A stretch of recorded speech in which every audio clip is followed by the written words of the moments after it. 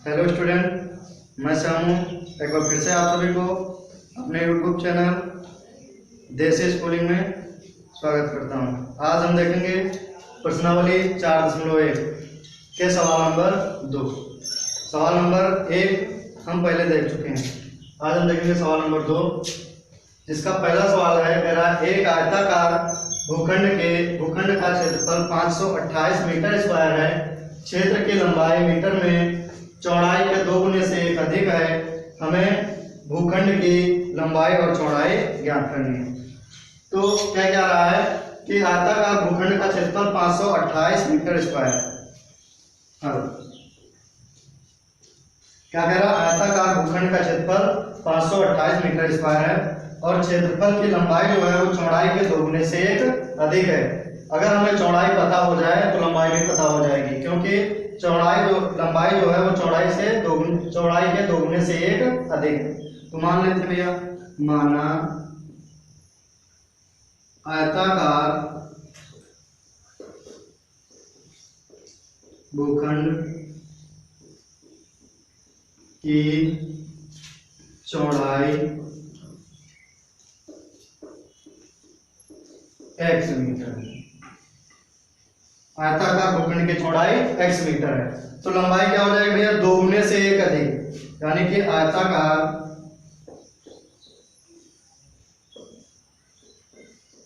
भूखंड की चौड़ाई आयताकार भूखंड की लंबाई क्या कह रहा है? चौड़ाई के 2 गुने, चौड़ाई कितनी है?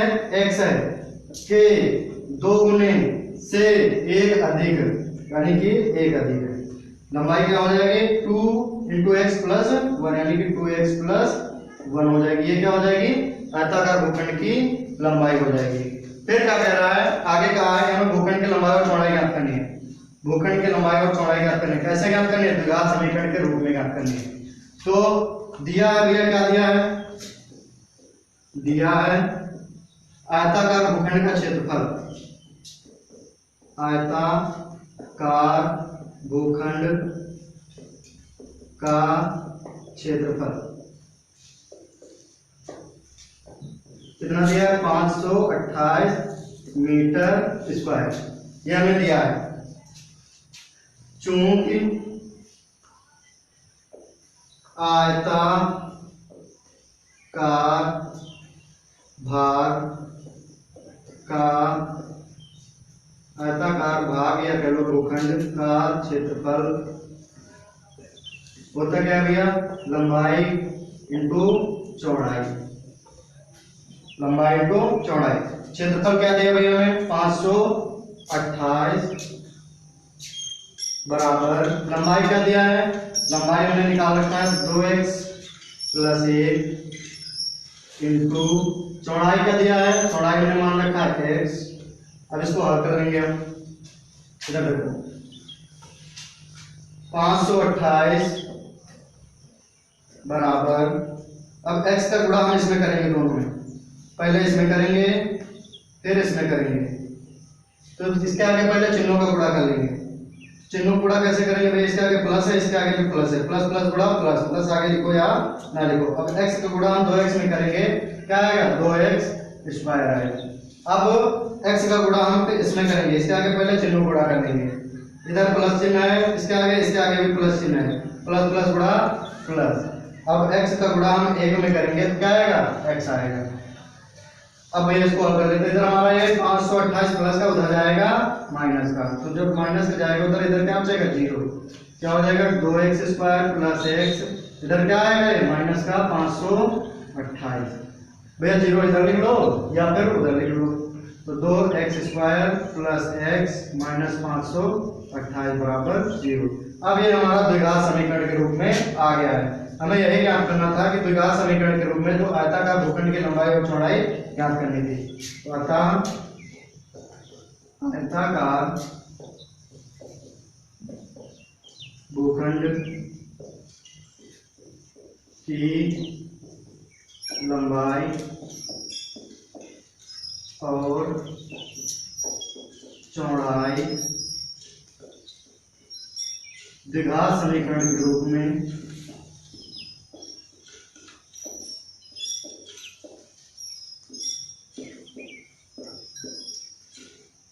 निरूपित है।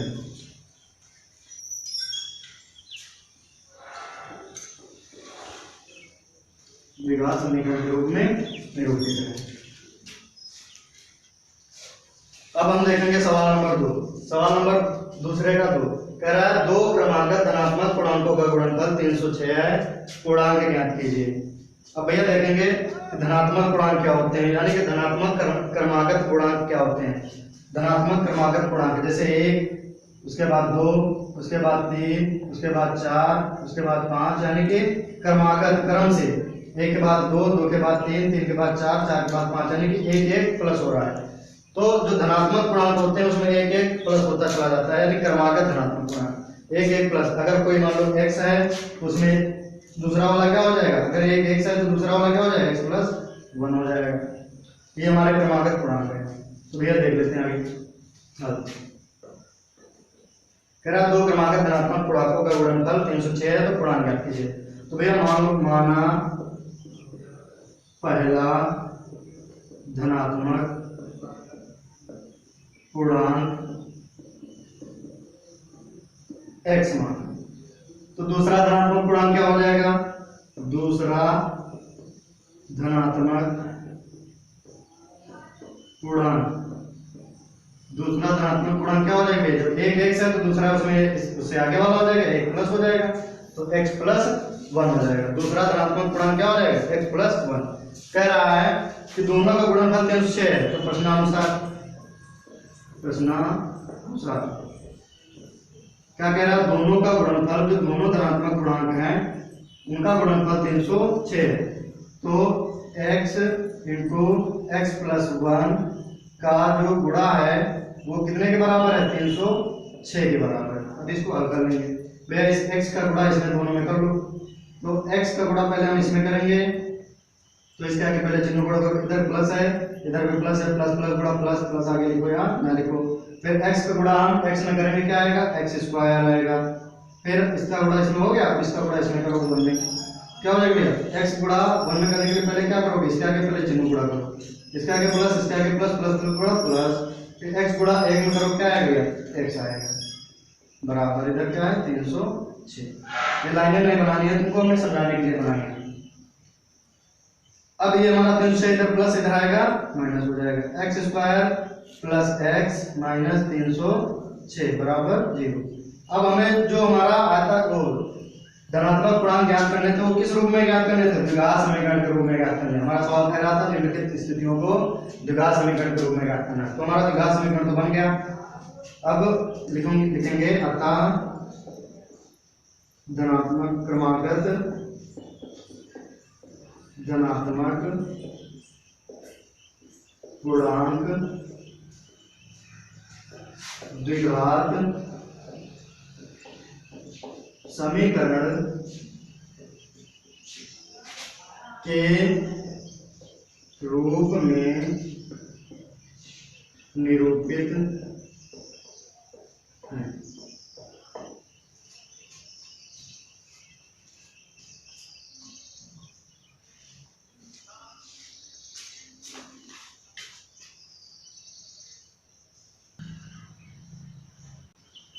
अब हम देखेंगे सवाल नंबर 3। कह रहा है रोहन की मां उससे 26 वर्ष बड़ी है, उनकी आयु का गुणनफल अब से 3 वर्ष पश्चात 360 हो जाएगी। उनकी आयु का गुणनफल कितना हो जाएगा, अब से 3 वर्ष पश्चात 360 हो जाएगा। हमें रोहन के वर्तमान आयु ज्ञात करनी है, और भी कैसे ज्ञात करनी है, द्विघात समीकरण के रूप में ज्ञात करनी है। तो भैया देखते हैं आगे हम किसकी आयु ज्ञात करनी है, रोहन की। मान लो भैया, माना रोहन की आयु x मान लो, रोहन की आयु का मान लिया हमने, x मान लिया। तो जो रोहन की माँ है उससे कितने वर्ष बड़ी है, 26 वर्ष बड़ी। मान लो कि आज रोहन की आयु 10 साल है, तो उसकी माँ उससे 26 साल बड़ी है, तो कितने साल की होंगी, 26 जोड़ देंगे उसमें, यानी कि 36 साल की होंगी। अगर मान लो रोहन आज 15 साल का है और रोहन की मम्मी उससे 26 वर्ष बड़ी है, तो उसमें कितना जोड़ेंगे? 26 वर्ष जोड़ देंगे। कितने आ जाएंगे? 41 आ जाएंगे। 41 वर्ष की उनकी माँ होंगी। अगर मान लो रोहन आज x वर्ष का है, उनकी मम्मी आज 26 वर्ष बड़ी है उनसे, तो कितने हो जाएंगे? x प्लस 26 वर्ष के हो जाएंगे। तो रोहन की माँ की आयु क्या होगी भैया? रोहन से 26 वर्ष बड़ी है, यानी कि x प्लस 26 हो जाएगी। अच्छा, आगे फिर क्या कहा है? उनकी आयु का गुणनफल अब से 3 वर्ष बाद पश्चात यानी कि बाद में 360 हो जाएगा। तो पहले हमें इनकी आयु 3 साल बाद देखनी है कितनी हो जाएगी, तब तो बाद में गुणा करेंगे हम। तो रोहन की 3 वर्ष पश्चात यानी कि बाद में आयु कितनी हो जाएगी? आज मान लो रोहन 10 साल का है, 3 साल बाद कितना हो जाएगा? 3 साल बाद 11 साल का हो जाएगा। अगर आज रोहन 5 साल का है तो 3 साल बाद कितने हो जाएगा? 8 साल का हो जाएगा रोहन। अगर आज x साल का है तो 3 साल बाद कितना हो जाएगा? x प्लस 3 साल का हो जाएगा। तो रोहन के 3 साल बाद आयु कितनी हो जाएगी? x प्लस 3, क्योंकि आज वो x साल का है, 3 साल बाद x प्लस 3 हो जाएगी। इसी प्रकार भैया रोहन की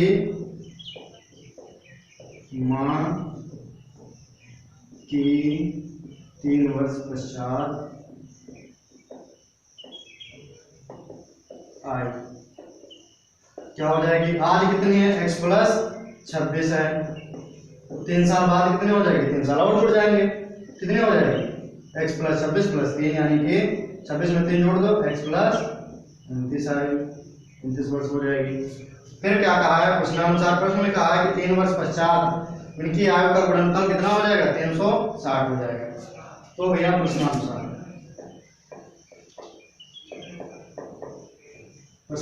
प्रश्न में क्या कह रहा है कि जो 3 साल वाले आयु है, 3 साल बाद वाले आयु है, उनका गुणनफल 3 साल बाद रोहन की आयु कितनी है?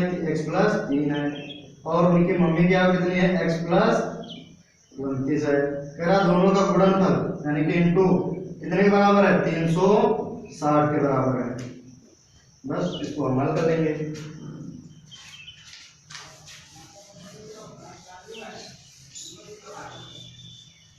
हल करो भैया। इसका गुणा पहले हम इसमें करेंगे, फिर इसमें करेंगे। तो पहले इसके आगे चिन्ह गुणा करो, इसके आगे प्लस, इसके आगे प्लस, तो क्या आएगा? प्लस आएगा। प्लस का प्लस आगे लिखो चाहे ना लिखो, x into x x square, तो प्लस का एक्स स्क्वायर, प्लस आगे लिखो चाहे ना लिखो।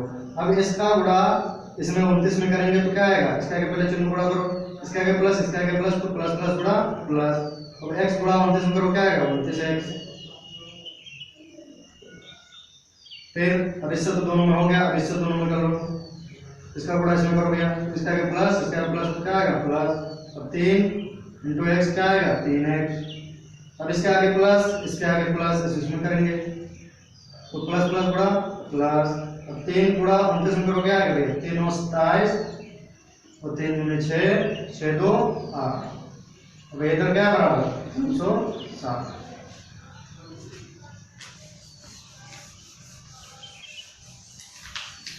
आगे इसको हल कर लेते हैं। एक्स स्क्वायर प्लस भैया 29x प्लस 3x कितना हो जाएगा? 32x। भैया ये हमारा प्लस 87 इधर है, इधर हमारा प्लस 360 इधर आएगा, माइनस 360 हो जाएगा बराबर 0। अब इसको हल करो, अभी इसको जोड़ो, तो ये 87 प्लस का है और ये 360 माइनस का है। जब भी दो विपरीत चिन्ह होते हैं तो बड़े वाले में छोटा वाला हमेशा घट जाता है। तो बड़ा कौन है? 360 है, और छोटा कौन है? 87 है, और निशान हमेशा बड़ी गिनती के सामने वाला आएगा, यानी कि माइनस निशान आएगा। बोले 360 में 87 घटाओ, इधर 360 माइनस 87 कर लो भैया। 10 में इधर 10 हो जाएंगे, 10 में 7 गए, 3 बच्चे इधर हमारा हो जाएगा 5, 5 में 8 नहीं जाएंगे तो इधर ढाई ले लेंगे, 15 हो जाएगा। 15 में 8 गए, 7 बचे, इधर कितना बचेगा? 2। फिर काहे का आएगा? माइनस का आएगा। आगे आप देखते हैं एक्स स्क्वायर प्लस 32x, इधर क्या बचेगा? दोनों का करने पर 273 बचेगा, वो भी काहे का?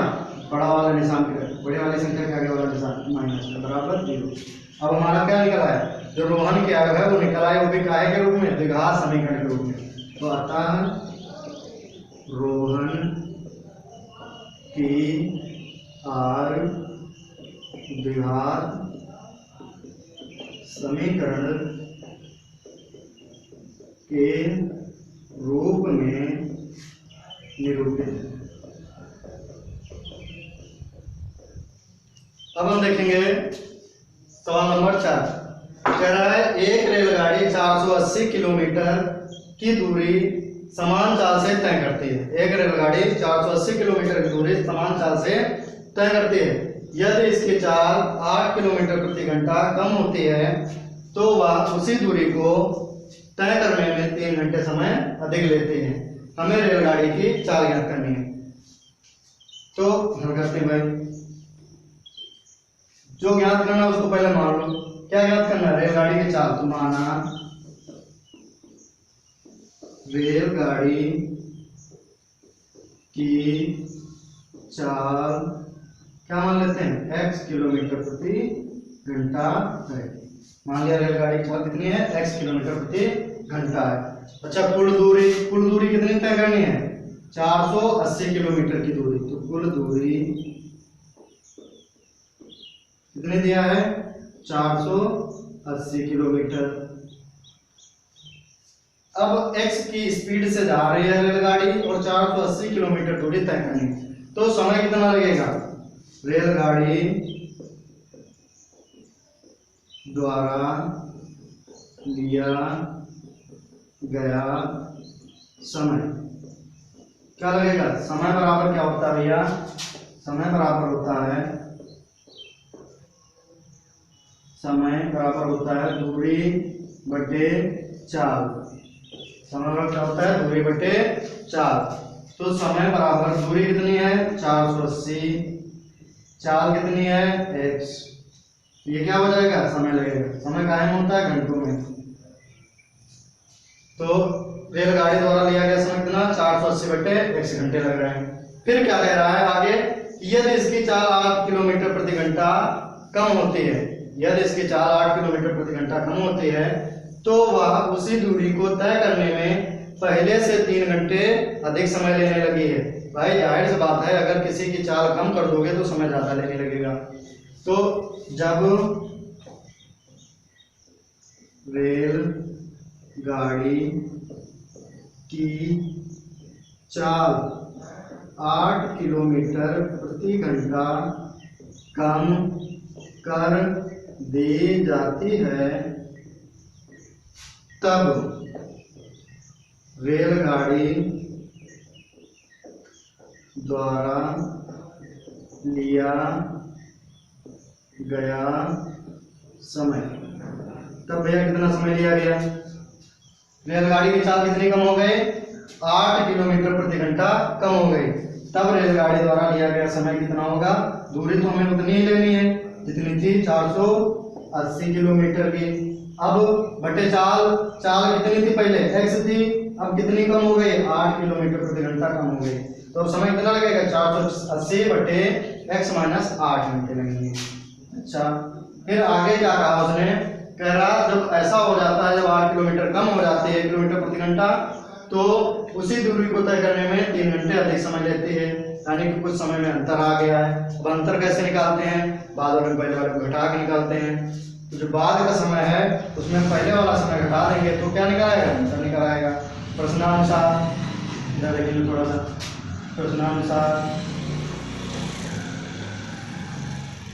प्रश्नानुसार क्या कह रहा है?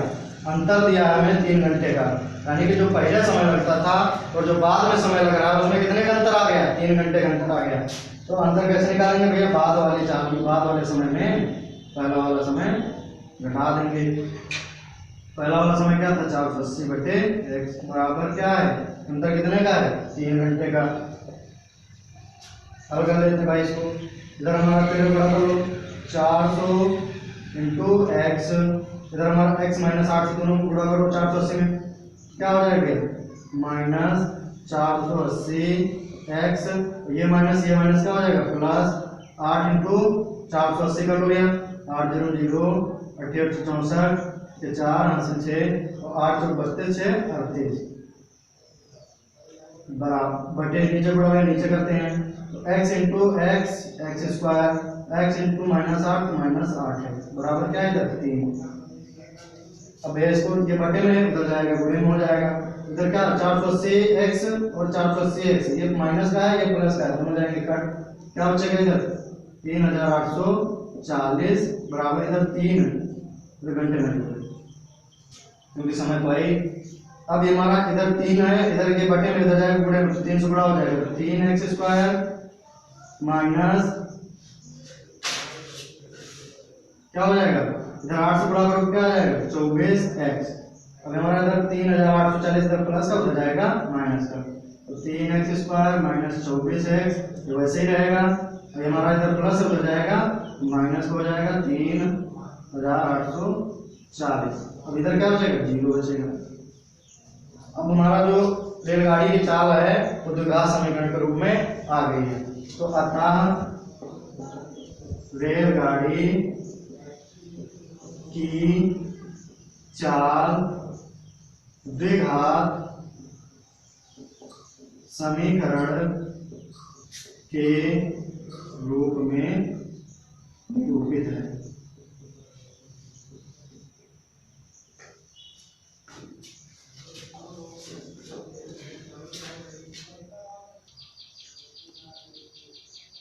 ठीक है बच्चों, अब जो समझ में ना आया हो इसमें उसको कमेंट करना, हम फिर बताएंगे। Thank you.